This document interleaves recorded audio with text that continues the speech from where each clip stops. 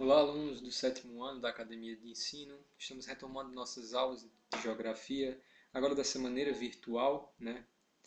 Bom, pessoal, eu resolvi falar novamente do capítulo 2. Por quê? Na minha última aula, quando a gente terminou o capítulo 2, que a gente corrigiu as atividades também, muitas pessoas faltaram. E aí também, como faz mais de um mês que a gente não tem aula, eu pensei, não, eu acho que o pessoal já deve estar meio esquecido desse capítulo. Então eu acho que é melhor eu começar novamente pelo capítulo 2. Claro que aqui vai ser mais um apanhado do que você tem que lembrar, né? E nas próximas aulas eu continuarei e darei o capítulo novo, que é o capítulo 3, né? Mas nessa aula eu vou dar uma revisada no capítulo 2 para quem já aprendeu. E para quem não aprendeu também vai servir para aprender agora, né? E no capítulo 2, pessoal, a formação do espaço geográfico brasileiro. Eu separei essa parte, formação do espaço geográfico brasileiro. O que é essa formação do espaço geográfico brasileiro?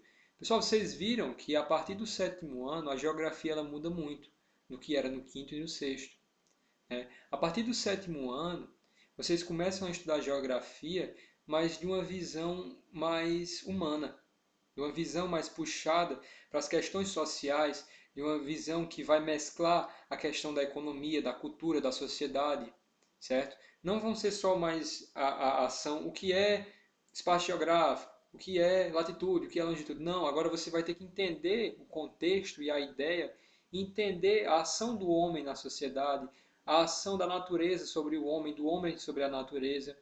Então, pessoal, vocês vão ver que, na verdade, vocês até já viram isso quando a gente estava dando essas aulas, de que a geografia ela se mescla com a história, né? E que fica até, poxa, professor, você está dando uma geografia de história, né? E o que acontece nesse capítulo 2 é isso. A gente vai falar bastante de história, a gente vai falar de quase 500 anos de história do Brasil aí, só que de um ponto de vista geográfico, né? Do que interessa para a gente da geografia, né?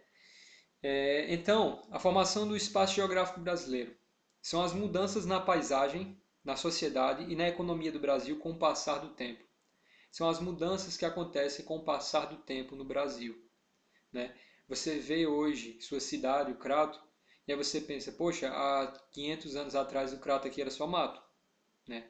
Não tinha esse meu bairro aqui, não tinha essa rua aqui, certo? Então, como se deu isso? Como foram esses 500 anos de história do Brasil que trouxeram o Brasil até hoje aqui, onde a gente está, né? Não foi uma coisa da noite para o dia, foram vários acontecimentos, né? Principalmente, pessoal, vocês vão ver que é o que a gente até foca nesse capítulo. À medida que a economia do Brasil muda, que a economia do Brasil avança, que ela muda de cenário, muda também o cenário da paisagem e da sociedade do país. Então, para a gente da geografia, a gente vai estudar a história para entender como esse processo de relação entre o ser humano, a sociedade e a natureza, a sociedade na formação das suas cidades, na formação das suas paisagens, como que se deu esse processo durante a história. Então, preste atenção nesses três fatores, as mudanças que acontecem na paisagem, na sociedade e na economia, certo? A maioria dessas mudanças que acontecem na paisagem e na sociedade, elas são consequências das mudanças econômicas. Claro que elas três se mesclam, e aí você dizer o que é consequência do que, às vezes não tem bem como. Mas, de modo geral, quando a economia do país muda, a paisagem e a sociedade desse país também muda, né? Então, vamos aqui. Ó, observe essa imagem, né? É o antes e depois do Rio de Janeiro. Imagina que a gente voltou no tempo aí, antes da chegada dos portugueses no Brasil, e a gente conseguiu tirar essa foto aí, ó. Como era a região ali, Copacabana, né? Do Rio de Janeiro, antes da mudança, da chegada dos portugueses. E aí você vê 520 anos depois, olha como ficou, né? E aí acontece também uma coisa que futuramente vocês vão ver, que é a verticalização, que é essa questão dos prédios, do aparecimento dos prédios. Porque, é claro, a gente está pulando aí 500 anos de história. Então, não foi do dia para a noite que ficou assim, né? Então, só para você ver aí como a mudança da paisagem, com a alteração do ser humano, como provoca grandes mudanças, né? Vamos lá. A mudança na sociedade. Pessoal, tem essa parte da história das roupas, mas não é bem isso que importa pra gente. É para você perceber isso. Olha, você pega o homem da pré-história, olha como ele se vestia. Aí tu chega no século XVIII e olha como o homem se vestia. Aí tu chega na década de 80 e olha como o homem estava vestido. Então, a roupa de uma sociedade, ela diz muito sobre como é a cultura dessa sociedade e como vivem essas pessoas, né? Então, pessoal, o que a gente tem que perceber é que a sociedade, quando a gente fala mudanças na sociedade, a gente está falando na cultura dessa sociedade, seja no modo de se vestir, seja no que eles comem, seja no que eles praticam no lazer. Então, tudo que é do ser humano, que é feito pelo ser humano, tem a ver com a sociedade.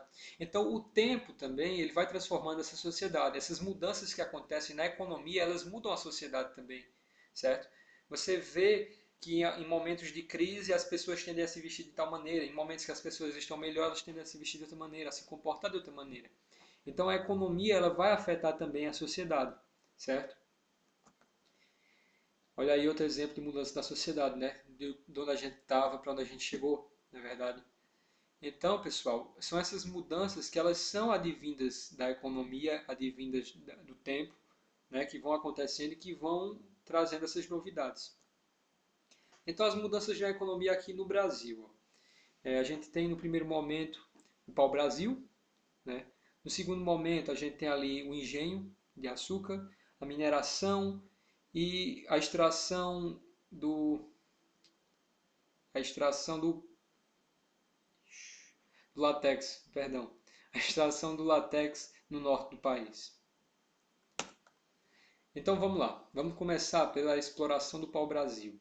E quais as mudanças que essa exploração do pau-brasil ela trouxe para o que viria a ser o Brasil, né? Eu já falei, pessoal, anteriormente para vocês, todo o contexto histórico que levou os portugueses a chegarem no Brasil, né? Eu falei do fim das invasões bárbaras com o fim do Império Romano, do feudalismo, do início do mercantilismo, né, que é a primeira etapa do capitalismo, que aí eles vão buscar terras e riquezas e eles saem nessa jornada e acabam encontrando o Brasil.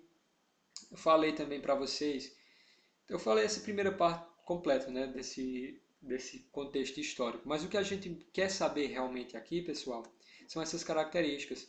Em que esse contexto aqui, essa época, é, vai ter consequências na sociedade, na economia e na paisagem, certo? Então vamos lá. Quando eles chegam aqui no Brasil, os portugueses vão ter os primeiros assentamentos, né? Até então, o que tinham aqui eram os índios que viviam aqui na nossa região, mas vão ter os primeiros assentamentos de europeus, de portugueses aqui no Brasil.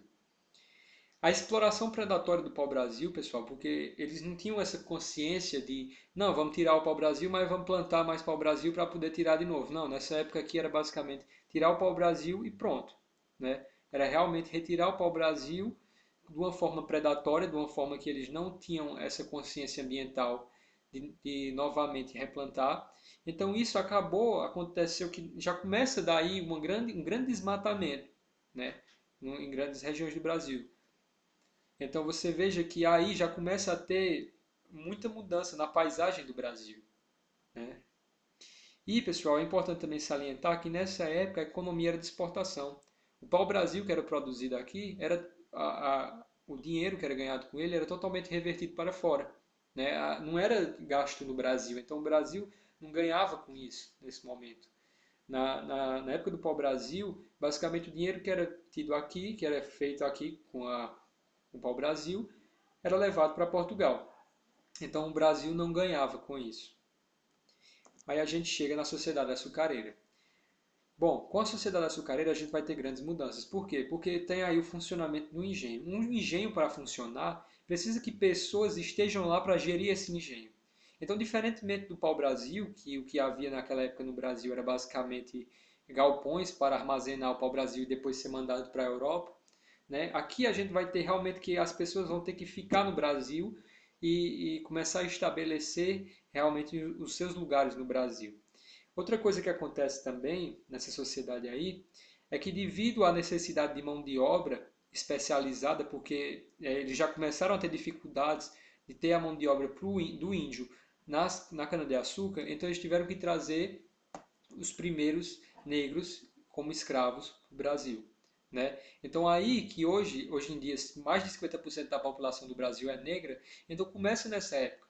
Né? Os negros foram trazidos ao Brasil, né, em forma de escravos, e aí é nessa época aí que a gente vai começar a ver exatamente esse impacto na sociedade brasileira. Por que mais da metade da população brasileira é negra? porque os ancestrais dessas pessoas vieram como negros escravos para o Brasil, né? E veja que, na verdade, o Brasil, se nunca tivesse sido é, colônia de Portugal, nem tivesse sido colônia de nenhum país, era basicamente para ser um país de pessoas indígenas, né? Mas, como foi colônia de Portugal, aí veio pessoas brancas para o Brasil, descendentes portugueses hoje, e durante a Sociedade Açucareira vieram os negros, né? Outras características dessa época, pessoal, é a sociedade rural. Basicamente, como os latifúndios, que são as grandes propriedades de terra, eles vão, eles vão ser na zona rural, né? Não vão ser nas cidades, eles vão ser em grandes propriedades rurais. Então, era uma sociedade basicamente rural. A maioria das pessoas viviam no campo, certo? O que a gente vai ter também nessa época, né, uma característica da economia é o plantation. Eu até falei para vocês, o plantation ele é uma forma de organizar uma plantação. O plantation basicamente ele é quando você tem uma monocultura de exportação. O que é isso? Eles vão plantar apenas algum tipo de coisa, no caso aqui a cana-de-açúcar, um tipo de produto, e vai ser baseada para a exportação, né? Essa produção vai ser para exportação. Então, essas características são algumas características do plantation. Já falei da chegada dos negros ao Brasil e o surgimento de uma classe de homens livres. Como aqui a gente vai ter uma maior organização de pessoas no território brasileiro, vão ter pessoas que eles nem são escravos, mas também não são senhores de engenho, não são pessoas ricas. Esses são os homens livres, que tem até aí nesse gráfico para vocês aí. São senhores de terra sem engenho, ferreiros, carpinteiros, capatazes, enfim, pessoas que não eram nem escravos nem senhor de engenho, mas que tinham suas atribuições e que participavam da sociedade, né, como homens livres.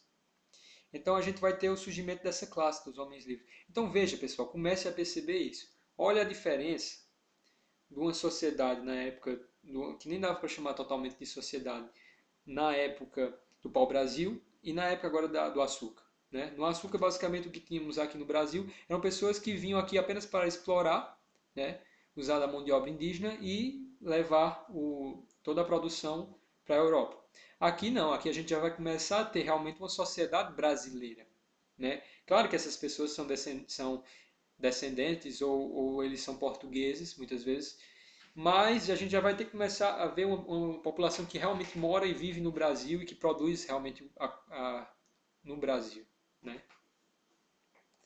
Então vamos chegar aqui na sociedade mineradora. Algumas das características da sociedade mineradora: surgimento de núcleos urbanos, como vilas, povoados e cidades. Pessoal, quando surge a mineração, né, quando começa a ser explorada a mineração, a gente tem que entender o seguinte. Vamos pensar aqui sobre o mapa do Brasil. Inicialmente, o Brasil ele vai ser explorado no litoral, ao Brasil. Né? Com o começo da exploração do açúcar, vai se destacar principalmente o Nordeste. Então, o Nordeste, o interior do Nordeste, não o interior totalmente, mas boa parte ali entre o litoral, na zona da mata, entre o litoral e o sertão nordestino, começa a ser explorado na sociedade açucareira, porque vão encontrar lugares favoráveis para a plantação do açúcar. Já a mineração, pessoal, ela vai surgir principalmente no centro-oeste e sudeste. Então, isso vai fazer com que, veja bem, começou ali na região litorânea, começa a entrar um pouco mais para a região interior do Nordeste. E aí, com o surgimento da mineração, começa a ter um deslocamento de pessoas atrás dessas minas de oportunidades, então para o centro-oeste e sudeste. Então veja que isso vai mudando cada vez mais e vai cada vez mais chegando ao Brasil de hoje que a gente tem. Esse Brasil que vai da região nordeste, a região norte, a região sul, como a gente conhece hoje, certo? De todos esses estados. Então veja bem, nessa época aqui a gente vai ter o surgimento de núcleos urbanos, como vilas, povoados e cidades. Né?